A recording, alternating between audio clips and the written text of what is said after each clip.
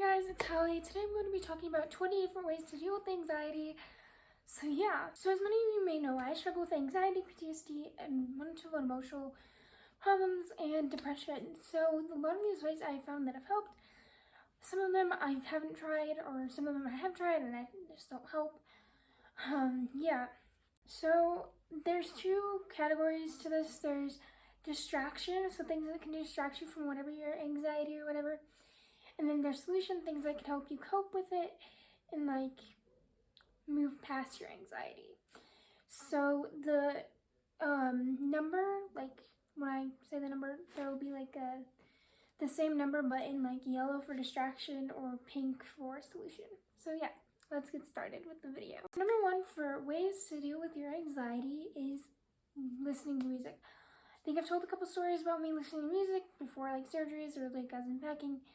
I've had anxiety in the past, and listening to music has always helped my anxiety because it kind of just gets me in a better mood and a happier mood, and I am not freaking out as much. It distracts me. I start dancing and I'm really happy. So Number two is journaling. Journaling I found so much I found that it helps me so much. My anxiety, my emotions, I write down thoughts and journals all over. I have about 40 different journals just filled with notes. Not completely, but anyways, you get the point. Because I found that, especially when I'm anxious, writing down my thoughts and my feelings has really helped me sort through what I'm anxious about and how to cope with it and how to deal with it. So Number three is dance. As I mentioned before, just having something fun to do that distracts you really helps with anxiety or just kind of taking your mind off of what you're anxious about. So dancing to your favorite song or dancing with your friends is a great way to release some of that anxiety that's been pinned up in your brain all day. So Number four is exercise. Exercising has been proven to release endorphins, which make you overall happier, and that sustains your anxiety so you don't think about you're not as anxious because you're really happy. Number five is yoga. I have not personally done this. I have found that yoga does not center me as much as I would like it to, because I found that it does not help me, but that's because I'm really a more fast person and I like, having that kind of buzz energy to get up and get moving to help me with my anxiety. I have heard from other people that have anxiety and PTSD or depression, whatever, that yoga has really helped them calm down, take a moment, kind of realize what's going on, and kind of help them fight through it.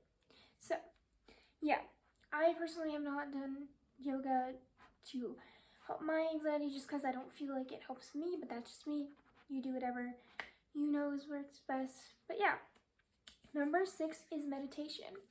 So meditation is one of those things that I have kind of used in the past to help me out. Light a candle, fill a bubble bath, put a bath bomb, do a face mask, and just sit in the bath and listen to meditation, and just in an ultimate relaxation state.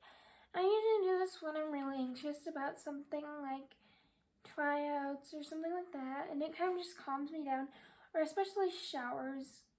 I don't know why, but anyways. And I found that meditation kind of calms me in a way that I don't know, because there's just noise, I guess. I don't know, it just does better than yoga, whatever. So continuing on. Number seven, get better sleep. I have found that anxiety does affect my sleep schedule. It doesn't matter what I'm doing, where if I have anxiety right before I go to sleep, it affects my sleep schedule. So whatever, even if your anxiety doesn't affect your sleep schedule, getting good sleep is crucial because getting good sleep helps the balance of your emotions, I guess. So Number eight is cut out caffeine, and I'm not talking entirely, I'm talking little bits here and there, because caffeine and alcohol and large meals have been known to aggravate your anxiety. So I actually have to take my night meds or my morning meds with soda because I have a really big post wall. And so I don't take it with like caffeinated soda because I found that that just does not help my anxiety and I don't get good sleep at all. Number 9 is cuddle a baby or a pet. I know this isn't, what you would think would be, good anxiety thing, but it's helped for me. Not the baby specifically. I have cousins that like I come see and here and again, and it helps me with calming down. But I have 2 dogs that are at my dad's house currently, and whenever I see them, it's just like really calming just to kind of like pet them and snuggle them because they're really cute, and it just kind of distracts me and keeps my mind in focus, I guess, away from anxiety. Anyways, moving on. Number 10 is get on a better sleep schedule. I know I mentioned this before, but that doesn't mean a sleep schedule.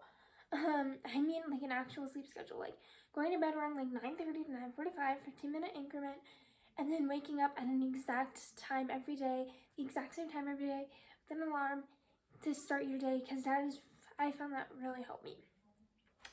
Number 11 is coloring. I have found so many great like adult coloring pages on Pinterest that I can print out. And I have like thousands of them, and it's so, I don't know if this is just me, but it's so satisfying if you're coloring with Sharpie and like you outline the thing for a little section first and then you like color it in, and it's just like super satisfying to me. Anyways, coloring has known to like de-stress people and kind of distract them and make them a little bit happier when they do so, because it's a joy. And anyways, when you're finished coloring, you're like really proud of what you've done. Anyways, now going on to number 12. Number 12 is kind of the same boat, drawing, but drawing's more of like do whatever you want, like creative mindset, I guess. Drawing, for me, it's helped me so much. I've painted, I've drawn, I have done a lot of things to help my anxiety, and they have worked. I'm so grateful for that. So yeah. Number 13 is do a puzzle. I know, who doesn't have time? Who has a time for puzzles? But now that we're in quarantine, like, it's honestly the only time we have. And puzzles can be super satisfying to do, and it's very, like, uplifting to you when you finish that puzzle, because, like, you're proud of something that you've done and you've accomplished something. Number 14 is limit reading news/newspaper. I find this in me, not really news, but like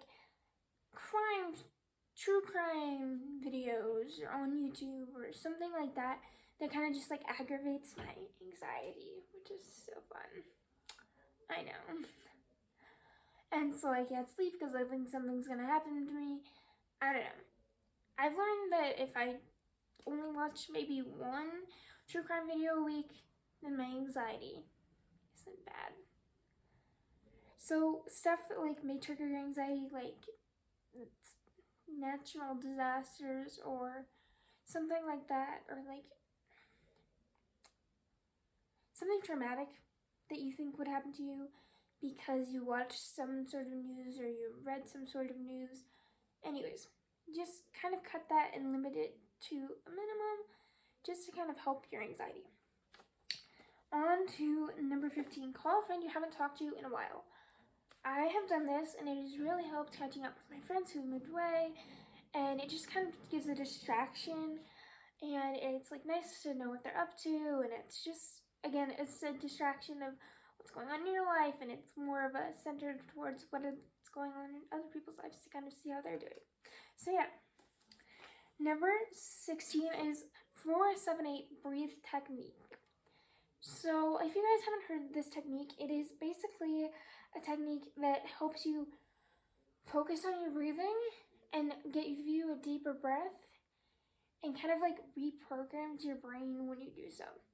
So for instance, you would go, the whole reason it's called 4-7-8 is because you breathe in for 4 seconds, hold it for 7 seconds, and then breathe out for 8 seconds.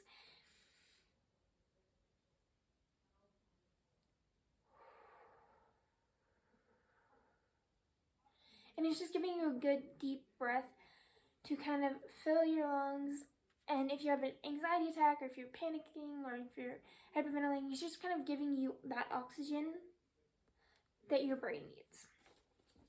Number 17, aromatherapy. This is another one that I don't think that has worked. I know my little brother says it works for him.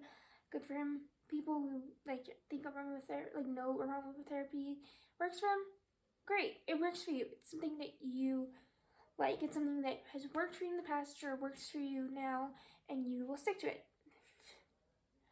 But for me, technically, I just don't like aromatherapy. I have very strong sense of smell, and it makes me nauseous if something's very strong. So aromatherapy is not always the best approach. Like, I hate the smell of lavender. Like, I honestly could die. I honestly feel like I'm dying when I smell lavender.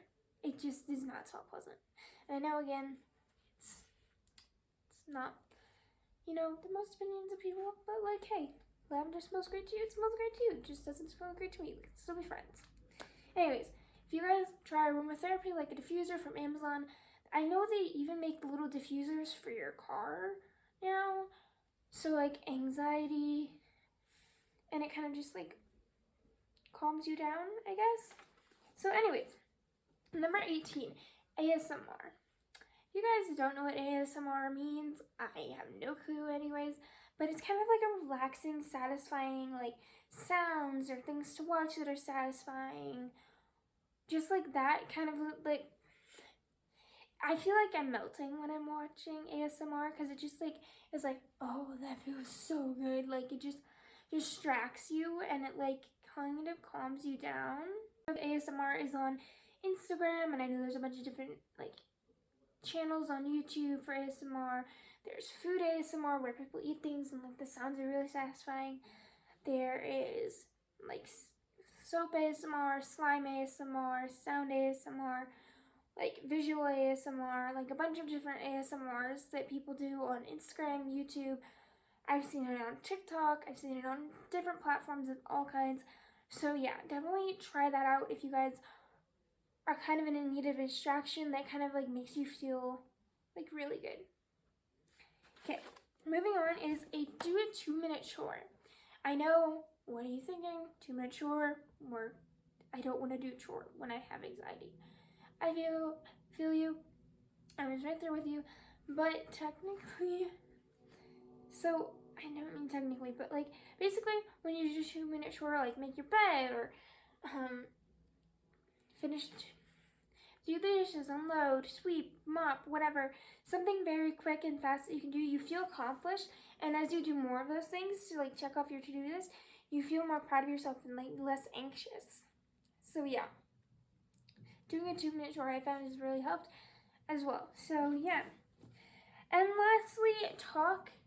At number 20, we have talk to family and friends about your anxiety to kind of like let out your anxiety. When I was having anxiety about a lot of things, I'd always talk to my mom, and she'd be like, and my anxiety would kind of calm down. It felt a lot better to like be around, and I didn't have that more uncomfortable situation. And I feel about it now. I had anxiety about dance tryouts and such, and I just was really anxious, and I kind of blacked out during tryouts. But as soon as like I started talking to some people about me having anxiety about it, like it kind of died down.